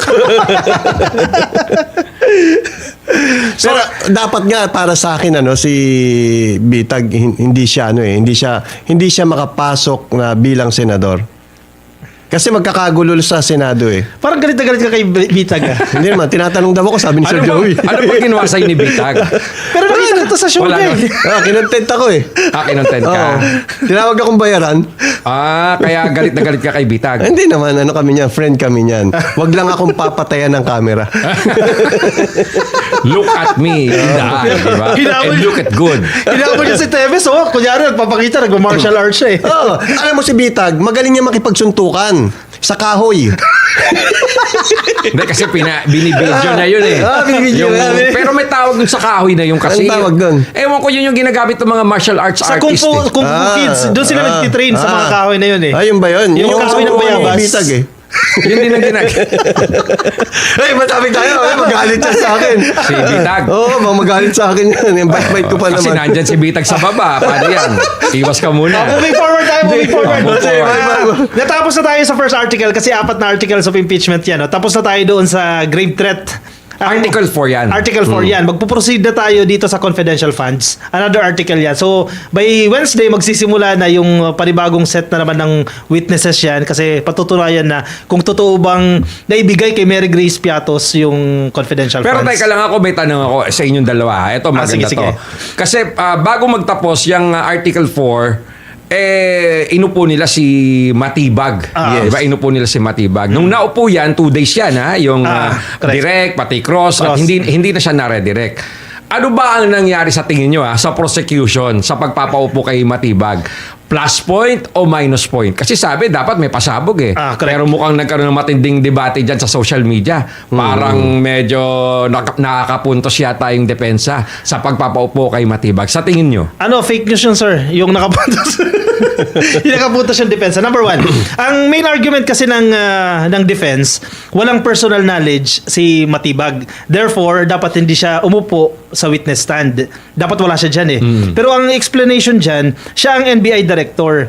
Siya yung head ng agency na nag-imbestiga dito sa grave threat ni Sara Duterte. So regardless kung si Matibag yan or si Juan de la Cruz yan, as long as hawak niya yung posisyon na NBI director, meron siyang karapatan na tumayo bilang isang witness. So basag na agad yung side ng defense dyan. And yung ginagamit niya dyan, yung mga official documents, mga reports ng mga investigation ng Cybercrime Division, so hindi niya gawa-gawa. Bagamat hindi siya personally involved doon o wala siyang personal knowledge doon sa pagbabanta ni Sara Duterte, siya yung agency na nag-imbestiga. Siya yung magpapatunay na ito yung findings ng ebidensya, ito yung kinandak namin na investigation at ito yung lumabas. Tsaka ang tinitignan kasi nila dyan, yung probable cause. Hindi naman kung guilty si Sara o hindi. So umupo siya ron bilang witness para ipakita kung ano ang nangyari sa investigasyon, ano ang mga natuklasan nila. Hindi para sabihin na guilty agad si Sara Duterte. Kasi magdidesisyon pa rin naman yan yung mga senator judge eh.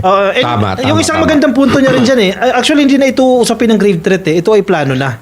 Kasi sure sila na talaga may kinausap si Sara Duterte na hitman para may itsugiin si Presidente. Talagang meron ng plano. And ang punto rin ng mga, syempre, prosecution side, no, hindi na ito usapin kung si Sara Duterte ba ay criminally liable.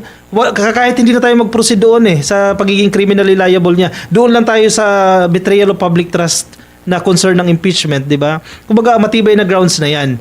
Kasi nilabag mo yung sinumpaan mong tungkulin bilang isang vice-presidente na pagbabantaan mo yung presidente na head of state, di ba? Posibleng mag-lead yan sa kaguluhan. Tama. So, threat sa national security. So, yun yung na-establish sa presence ni Matibag. Pero bukod dyan, medyo may mga komento din yung mga netizen, yung style at kung paano mag-direct etong si Congresswoman Luistro. Kasi actually, inamin din naman ni Congresswoman Luistro na matagal na siyang hindi nagpa-practice as a lawyer. Kaya sabi niya, medyo rusty. Medyo rusty yung the way na mag-direct examine, na mag-direct kay Matibag. Samantalang yung kalaban niya kasi, talagang practicing lawyer. Kaya marami naman din bumibilib dun sa defense lawyer. Actually, dun sa defense lawyer na nagko-cross, ang style nun, parinig, pahabol na salita. After niya magtanong-tanong, tapos magbibigay siya ng side comment. Kaya bilib na bilib dun yung mga DDS. Actually, hindi naman talaga kasali yung side comment dun eh. Hindi, yung side comment kasi, kay bawal o hindi yon narinig na eh. Ayun nga. Narinig na hindi mo na ma-unheard yun eh. Lumang strategy ng mga lawyers eh. Oo, yun ang style Pero nila.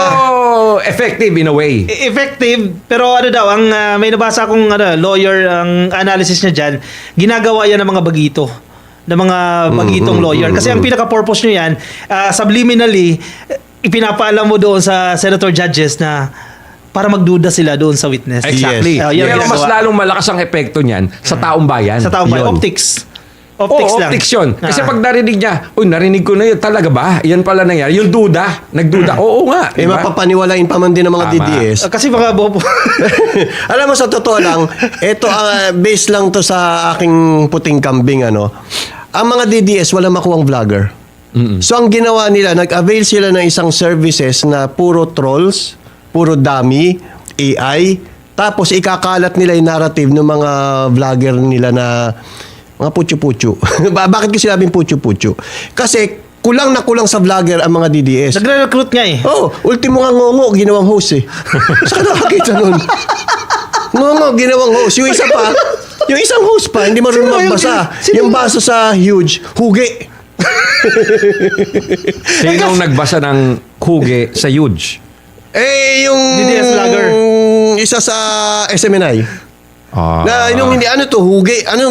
Tinanong niya pa sa katabi niya, ano to? Anong basa dito? Sabi niya, huge.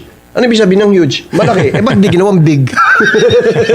Yan ang mga host ng SMNI. It's either bobo ka or ngongo ka. Itong si Jack Argota naman, akala kong nguso lang may biyak. Pati pala utak may biyak. Comment kayo ng mga opinion ninyo dyan. Mga ka-on the spot, comment ang inyong opinion. Mainit si Melo Yap, no?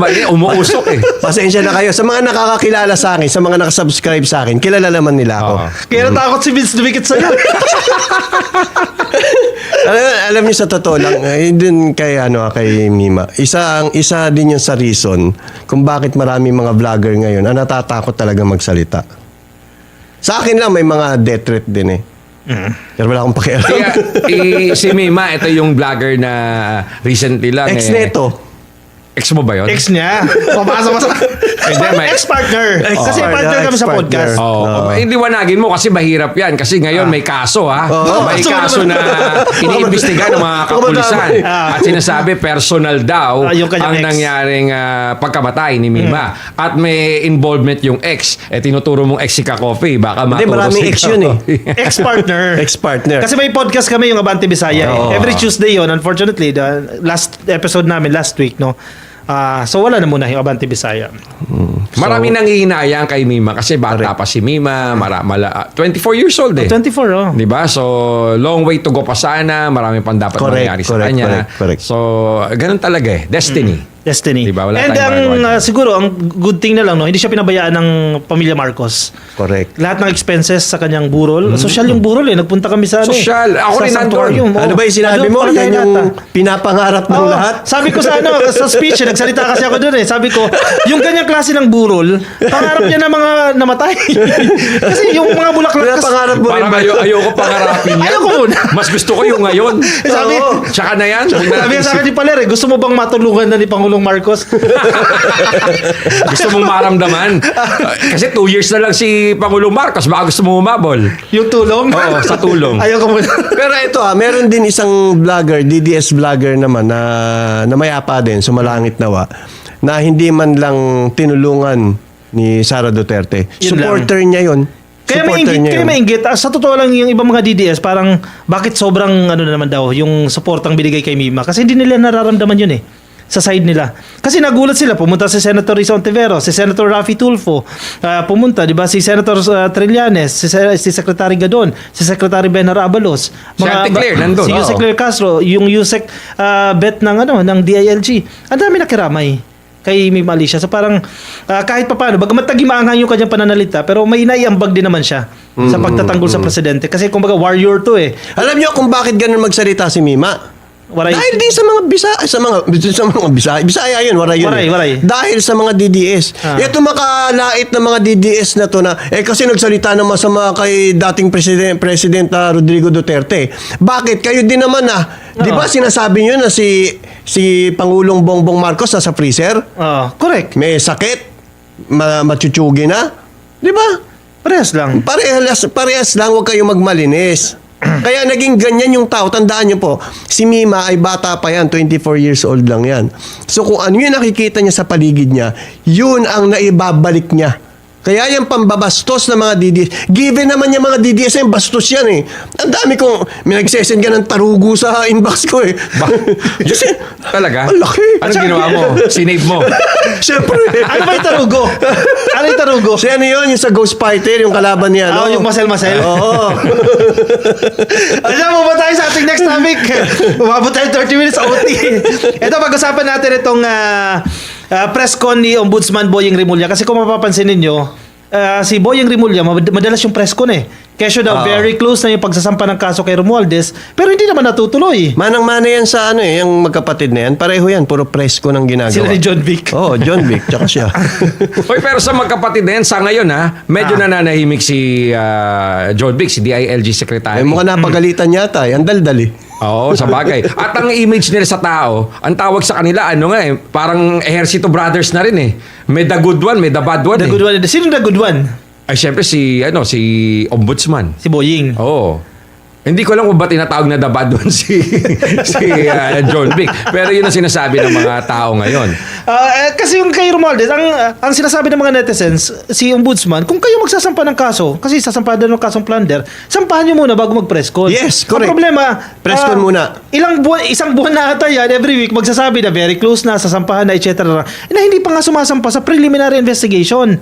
Sa preliminary investigation, dyan palang susulatan si Romualdez, pagtanggol niya yung kanyang side, wala pa sa ganung Wala pa level. rin. Wala pa. So, paano pupunta ng Sandigan Bayan yan? Sa level nga ng preliminary, hindi pa lumulusot. Ako ang basa ko dyan wala kasing, kasi alam mo kapag sa Sandigan Bayan, dapat airtight yung kasong Correct. isasampa. Correct. Walang butas. Kumbaga solid, Correct. no? Oo. Solid. Kasi kapag yan, hindi pumasa, pag final nila yan at hindi yan pumasok, Hindi na pwedeng mapapahiya. Tsaka hindi na pwedeng kasuhan ulit si Romualdez. Exact. That's one. Pero pinaka-importante doon, Sandigan Bayan yan Mapapahiya ang Sandigan Bayan na primary agency ng gobyerno graft court. na nagbabantay. Kaya dapat airtight. Ang kaso, kay Congressman Romualdez, wala silang makitang paper trail para maituro siya sa sinasabi nilang mga kaso na yan. Kaya mahirap talaga. Maliban doon sa 18 Marines na yung affidavit nila may issue, hindi notaryado. At iisa yung affidavit nila 18 sila tapos si isa. Tapos tinuturo nila si Romualdez. Kaya para sa akin, hindi pa dapat kasuhan si Romualdez. Hindi dahil pro-Romualdez ako Kung may kasalanan si Romualdez, dapat siya makulong. Kakasuhan nyo siya kung airtight yung ikakaso nyo. Parang zero din yan. Kung si Marcos may kasalanan, ikulong. Ikulong. Diba? Pero dapat may direct evidence o may matibay na evidence, hindi puro hearsays lang. Kasi kay Romualdez, una, nag-imbestiga na si ICI mismo si Independent Commission for Infrastructure, wala sila mismo nagsabi, no adverse findings against Romualdez. Ombudsman mismo sinabi yan Correct. Ang DPWH, si Secretary Bonoan, wala siyang sinabi na inutusan sila ni Romualdez, sila Alcantara, yung mga contractors, hindi nagsabi na inutusan sila, bigyan kami ng kickbacks, etc. Kailan lang kumanta si Romualdez? Nung inalok siya na gawing witness. Si Bonoan. Si Bonoan. Gagawin siyang witness, ituro niya lang si Romualdez. Bawal yun, mali yun. Kasi nung time na nag-iimbestiga, hindi niya binanggit ang pangalan ni Martin Romualdez. Ngayon, gagawin siyang witness, magbabanggit Actually, na siya. Tsaka hindi si Bonoan, hindi least guilty yan. Tingin ko nga siya ang mastermind Kasi nasa ilang billion yung niya. Si Lacson mismo nagsabi, billion yung billions. kickback lang. Grabe, napakalaki. 67 billion siya tayo nakita ko sa balita. And regardless sa kickback, kung magkano yan, siya ang head of agency. Correct. Siya ang secretary ng DPWH Lahat ng pirma, bidding, disbursement, ang pera, sila mismo yung tumatanggap. So sila yung direct. Kung nagkaroon man ng corruption sa congressman, etc. Bata niya. Kasalanan mo pa rin Bata yan. niya. Kaya nga, gagawin mong witness yung mastermind para ituro yung mga bata niya. Kalukuhan yun. Ay, kaya lang wala na tayong magagawa dyan. Correct. Dahil sa ngayon, siya na yung kinuwang Gagawin witness. hindi umiyak. Yun na lang. Yun na lang. Pero may dahilan ng ombudsman dyan correct. Kaya nila kinuwang witness yan Kasi siya yung head, siya yung pinakamaraming nalalaman. Hindi, siya At yung mastermind. Kaya siyang, mahirap yan sa ngayon kasi hindi pa naman conclusive yan. Hindi pa naman conclusive. Hindi umano. Hindi umano. Kaya lang, ang sabi ng ombudsman, siya yung pinakamaraming nalalaman at siya yung maraming ipipiyok at maraming ikakanta. At isa pang primary consideration dyan, yung edad niya kasi. At saka yung kanyang kalusugan. Kasi ilang taon na si 70 something. 70 na alam mo naman, lifespan ng tao, minsan hanggang 70 lang naman 71. talaga, di ba? 71 isang taon na lang. Hindi naman, di ba? Kumbaga, humane.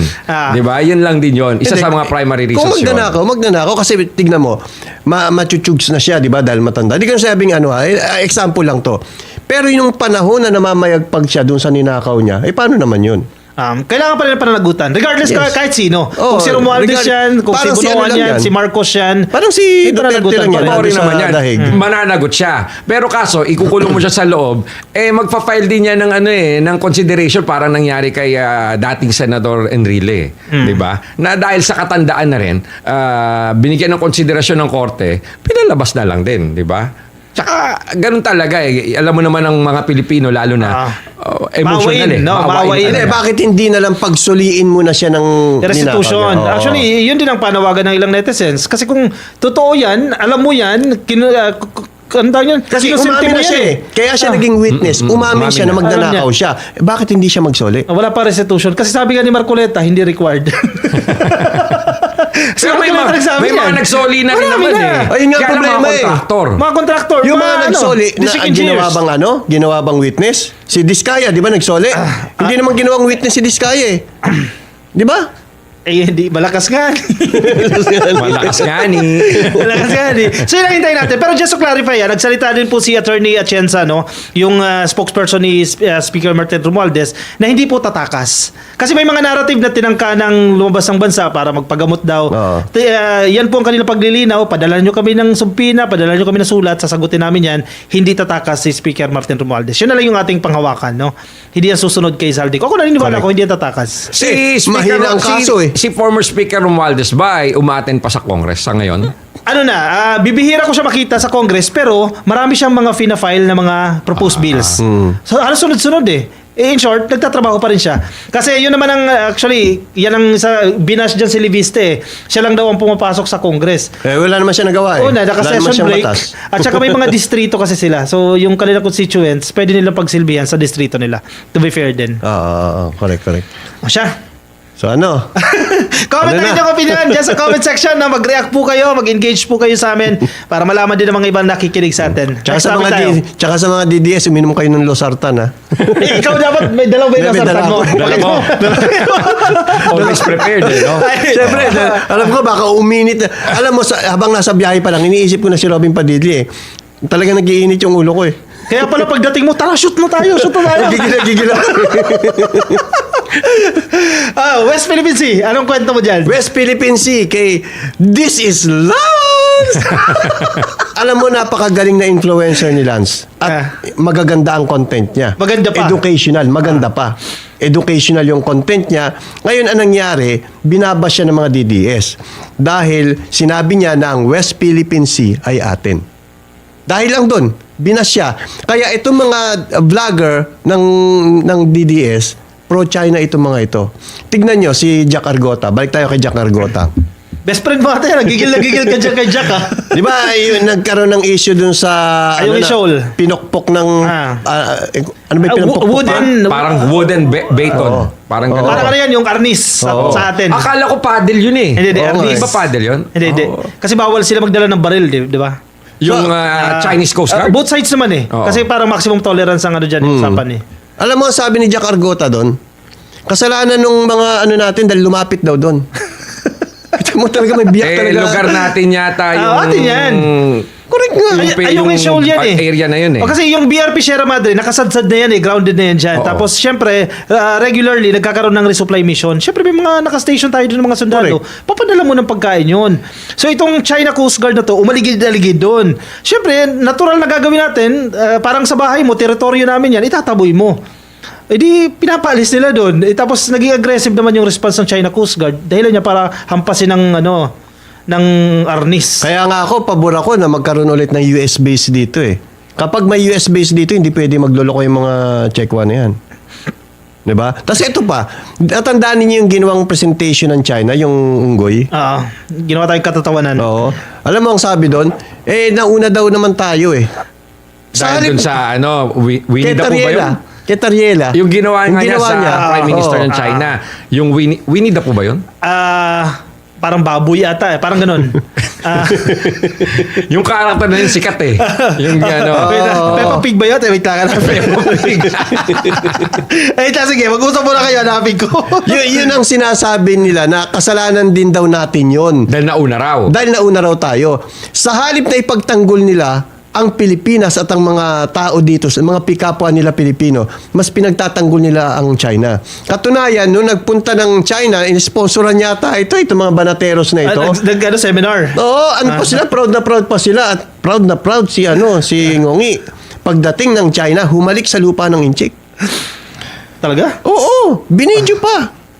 Kaya nga mga pro-China ito, kaya nga ako naniniwala itong grupo na ito paniniwala ako lang to na parang pinondohan sila ng China. Alam mo, Melo, ang bottom line dyan, kapag Pilipino ka, dapat mahalin mo yung bayan mo. Correct. Maging makabayad ka. Kung Pilipino ka. Correct. Regardless kung bayaran ka ng kung sino man. Pilipino ka, dito ka nakatira eh. Correct. Diba? In the long run, yun ang mangyayari. Yung bayad na yan, ngayon mo lang naman may enjoy yan eh. Di ang gawin mo na lang sana, di collect ka ng collect, tapos mahalin mo yung bayan mo. Kasi parang pinagtaksilan mo yung mo. Parang yung masyadong masakit yan. At yung i-picture ka ng ibang bayan bilang monkey, masakit yun.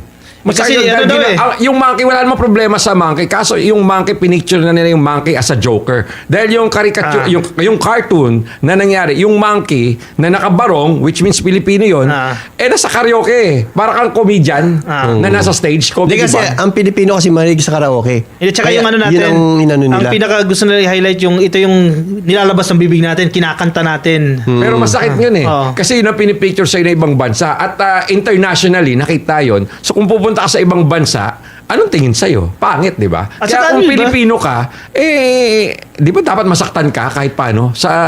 Di ba yung character ng monkey yung parang tuso na mapang-isa? Tawag natin dyan. Pag ikaw ay unggoy, hahablutan ka ng saging, aagawan ka.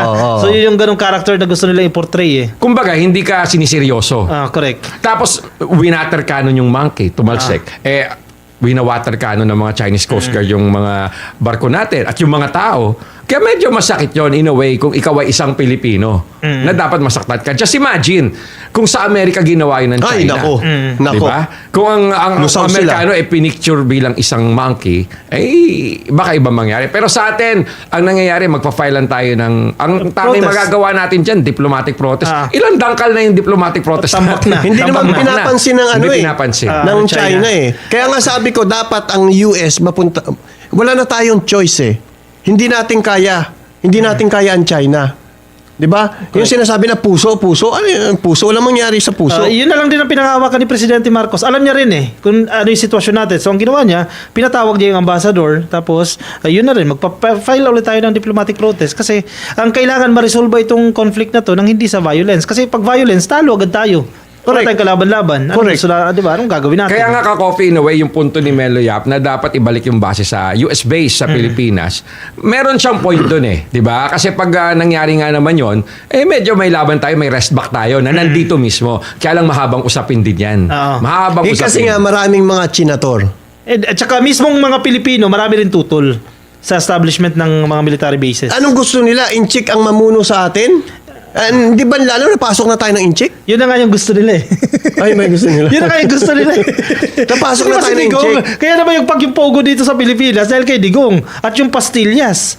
Di ba napakabilis makabili ng birth certificate mo? Correct. Work permit mo, napakabilis. Kaya napakaraming pogo. Kaya nga yung passport na sinasabi nila na 10 years, nakilabang doon yung mga inchik. Kasi hindi sila mag-renew. Oo, 10 years sila may passport. Ang bilis pa nila makakuha. Di ba pinatawag yung Chinese ambassador sa Malacanang? Pinatawag. Nag-usap si Presidente Marcos at si Chinese ambassador. Pero ang nangyari yata, pinanindigan ni ambassador ng Chinese yung kanilang claim na kanila daw kasi yun. Correct. At dapat, kapag merong ganyang resupply mission na mangyayari, ang sabi, dapat magpaalam sa Inform kanila. sila. Hindi naman kanila yun. Ba't tayo papaalam? Hindi ko alam kung anong kasagutan ni Pangulo Marcos doon. Ang nabasa ko parang naging constructive naman daw yung discussion. So sana, hindi na masundan. Di ba? Kasi every month may resupply mission dyan. Dati na yan, yung sinasabi nila, panahon pa ni Digong sinasabi pinapayagan tayo mga isda ron. Pero pagdating doon, binobomba pa rin tayo ng tubig. Iba yung nasa media, iba yung sa reality. Magkaiba. Yan ang masaklap. Correct. Di ba? Sige, isa pang viral. Ito, best friend mo rin to Sino naman yan? Yung Cloud Chaser. Yung taga-aresto sa kalsada. Si Sir Gabriel Go. Si Gabriel Go. Double G. Nag-viral kasi ito kamakailan, Kasi may nagvo-vlog habang nagda-drive. Oo. So, pwede ba yun? Kasi ikaw nang-aresto ka. Kasi, bakit pumutok yung issue na yan? Inaresto niya yung isang guro. Yung guro Hindi na yan... Hindi inaresto, grabe ka. Tinikitan. Sorry sa term, Illegal parking ba yun? Hindi, walang helmet. Walang helmet. Okay. Tapos, pinapagalitan niya yung teacher. Siyempre, medyo insulto yan. Okay lang yun. Kasi dapat talaga siyang hulihin kasi wala siyang helmet, di ba? Pero hindi niya dapat pagalitan, Kasi ang trabaho niya, pag nahuli niya, tikitan niya. Tikitan niya. Paliwanag niya. Hindi siya pwede, ba't niya pagagalitan yun? Yung binabayad na penalty nun, kasama siya rin, busweldo siya dun Correct me if I'm wrong, Yung video na yun, hindi ba yung teacher parang nakikipag-argue? Hindi, nakiusap siya. Hindi. Sabi niya, nakikiusap wag na i-post. Wag na i-post. Ang sabi ni Go, blurred ka naman dito Okay lang yun kasi public space. Ang problema kasi, may pag-aresto siya paghuli. Magkaiba na rin, Paghuli kay Chavit Singson, ang bait niya. Humihingi pa siya ng pasensya na sir. Magkaibang tao yun, pero bakit magkaiba yung trato mo? Doon sa teacher, sabi niya, teacher ka pa naman. Oo. Paano ka makakapagturo sa estudyante? Eh, hindi naman traffic rules ang tinuturo ng teacher eh. Ngayon, nag-violate yung teacher, pinagalitan siya. Eh, siya rin nag-violate eh. Nagdadrive siya habang nagbablog eh. Ngayon, ito yung lumalabas sa comment section ko na sinasabi nila na hindi daw hawak yung camera, ang bawal daw yung hawak ang camera. Hindi! Iba yung nagbablog ka, iba yung hawak mo yung camera. Correct. Yung cellphone. Kahit hindi ka nagbablog, basta nagte-text ka, bawal yon. Pero kahit hindi mo hawak yung camera mo, pero nagbablog ka kasi nasa gilid niya yung camera eh. Gumaganon siya. Tapos siya. nang-insulto pa ron sa sarcastic pa yung sinasabi niya na dapat mabait na pala manghuli. Hindi ganon, mali yun. Kaya dapat ikaw, Go, MMDA ka pa naman, dapat tumino ka rin. Gaya na sinabi niya sa teacher. Gaya ng sinabi mo sa teacher. Yung sa punto na hindi niya naman hawak yung cellphone, yung isip mo, yung chain of thought mo, yung concentration mo, nakafocus doon sa sasabihin mo. Hindi ka nakafocus sa mga markings. Kung biglang bata na may tumawid, paglingon mo ng ganun. Eh, mas masahol pa nga yung ginawa niya kaysa sa walang helmet eh. Sa teacher? Mas masahol pa yung ginawa niya. Eh, kung makabangga siya, buhay yun eh. Pero alam mo, ako nanginayang ako dyan kay Gabriel Go eh. Kasi maganda na sana yung ginagawa niya. Tama yung ginagawa niya sa pagpapadisiplina sa mga motorista. Okay ako doon. Kasi usually, alam mo, aminin natin ng katotohanan na ang daming mga motorista talaga Pasaway. na pasaway. Yung mga simpleng bagay na bawal mag-parking, dahil 5 minutes ka lang pupunta dun sa store. Magawain mo yun. Lahat naman tayo ginagawa yun eh. Kasi for convenience yun eh. Di ba? Kung makakalusot ka. Which is totally correct, incorrect, di ba? Hindi dapat ginagawa. At yung ginagawa ni Gabriel Go, yung mga surprise visit, yung mga kukunan niya ng lisensya, makikita mo naman sa video niya na may mga motorista talaga pinaglalaban pa na mali, di ba? Na nakikiusap. May tama naman si Gabriel Go doon. Wala naman issue doon eh. May mali siya doon sa pagpapahiya sa mga motorista. Tsaka yung sinabi nung teacher na wag nang ipalabas ito. Dapat, kasi may karapatan yung teacher na wag ipalabas yung mukha niya sa public. Correct. Ako pre, ang hindi ko matanggap doon, yung ano niya, yung parang lumuluhod siya kay Chavit Singson. Diba? Doon ka ba mainit? Yun ang hindi ko matanggap eh. Kasi nagbukas pa ng pinto si Chavit Singson eh. Sabi niya, hindi, babayaran ko yan. Tapos ang sabi niya, pasensya na sir, pasensya na. Diba? Porkit ba mataas na tao yan? Porkit mayaman yan? Ano ba? Nagkaroon ba ng abutan? Di natin alam. Hindi, si Governor Chavit naman, in fairness to him, nagkamali siya dun eh. Pero actually, hindi pagkakamali yun. Sinadya niya. Kasi binibenta niya yung sasakyan niya na armor.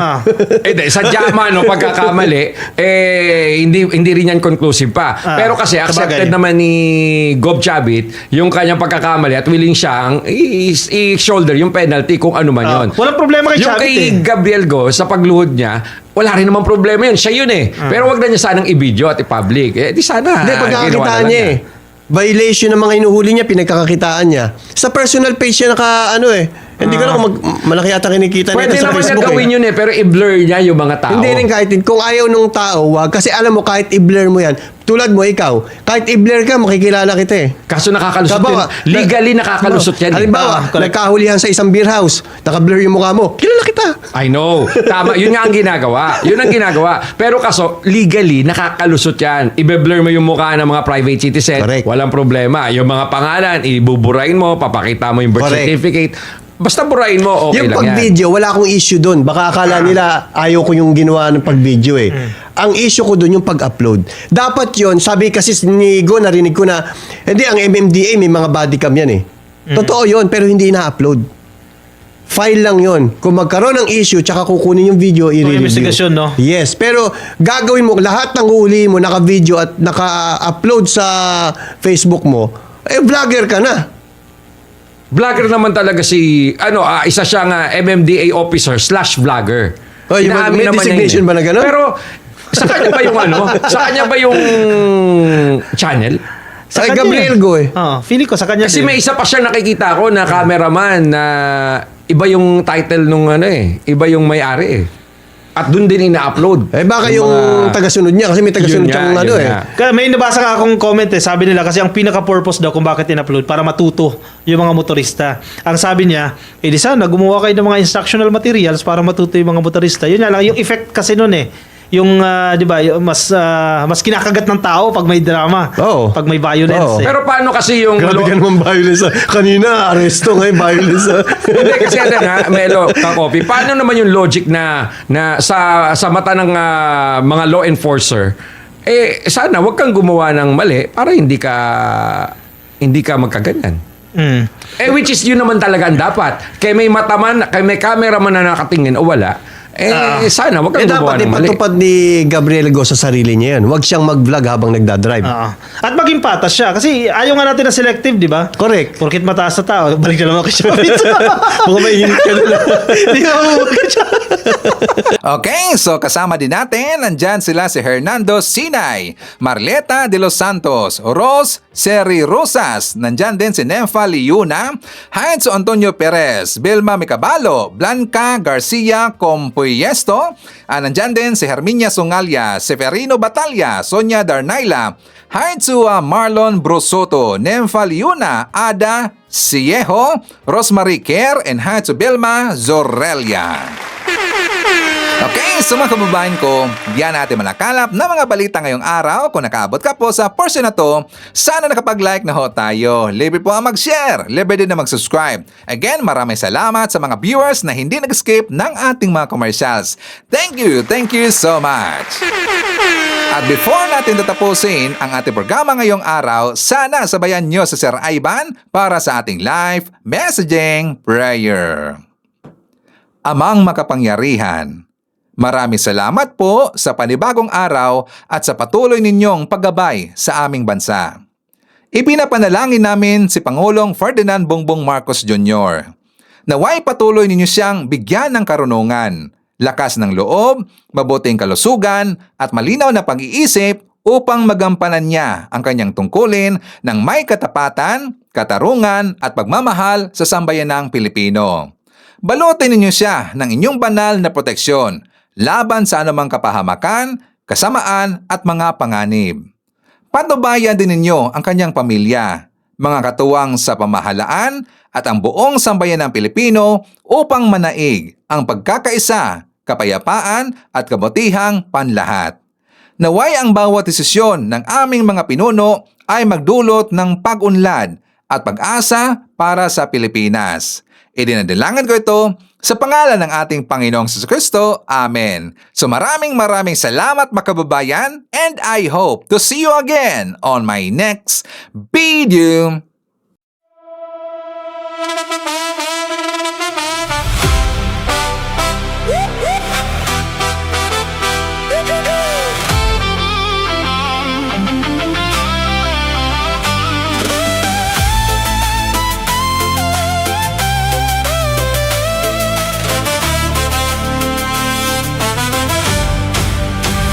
Sa bawat pagsikat ng araw, ikaw ay nandyan.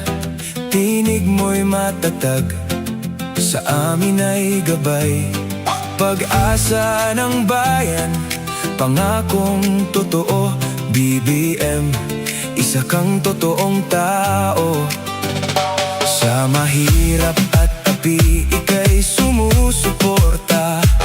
Tapat mong paglilingkod, lahat kami nakakita. Sa iyong pamumuno, bayan ay umaangat. Bagong Pilipinas, pangarap ay tapat. Ikaw ang aming BBM, Pangulong matapat. Sa puso ng masa, itinaangat ating watawat. Sa hirap at ginhawa, ika'y kasama. Pilipinas ay babangon, dahil ikaw ang pag-asa.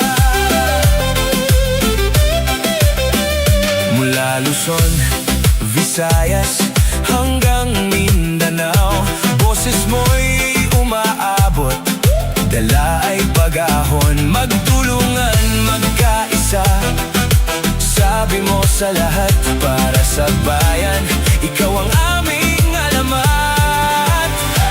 Ang pangarap mong bansa, taas noo, masagana, manggagawa at magsasaka, binigyang halaga.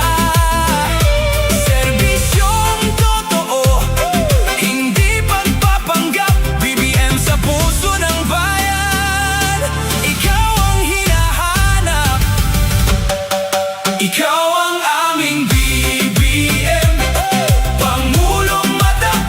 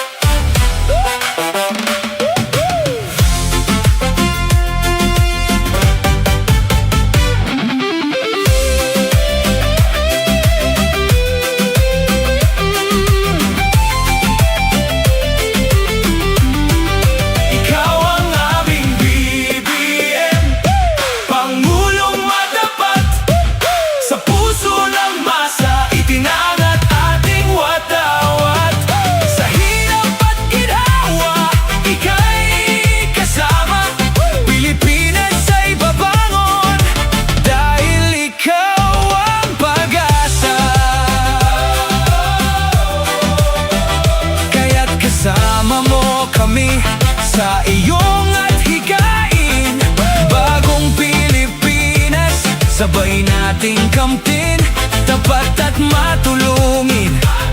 Ikaw ang tunay, BBM, sa puso ng bayan. Ikaw ay buhay.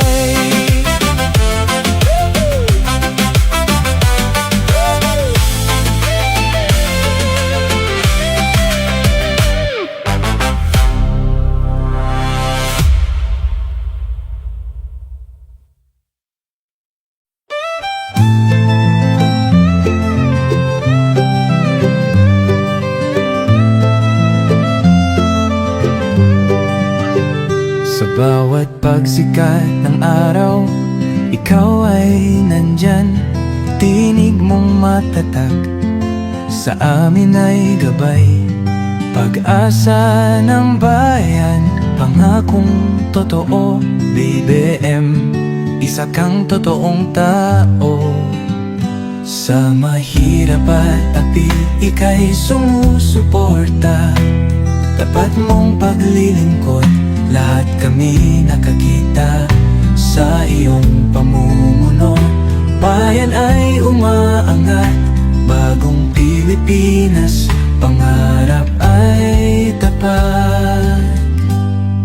Ikaw ang aming BBM, Pangulong matapat. Sa puso ng masa, inaangat ating watawan. Sa hirap at ginhawa, ika'y kasama. Pilipinas ay papangon, dahil ikaw ang pag-asa. Mula Luzon, Visayas, hanggang Mindanao, boses mo'y umaabot, dala ay pag-ahon. Magtulungan, magkaisa, sabi mo sa lahat, para sa bayan, ikaw ang aming alamat. Ang pangarap mong bansa, taas noo masagana. Manggagawa't magsasaka, binigyang halaga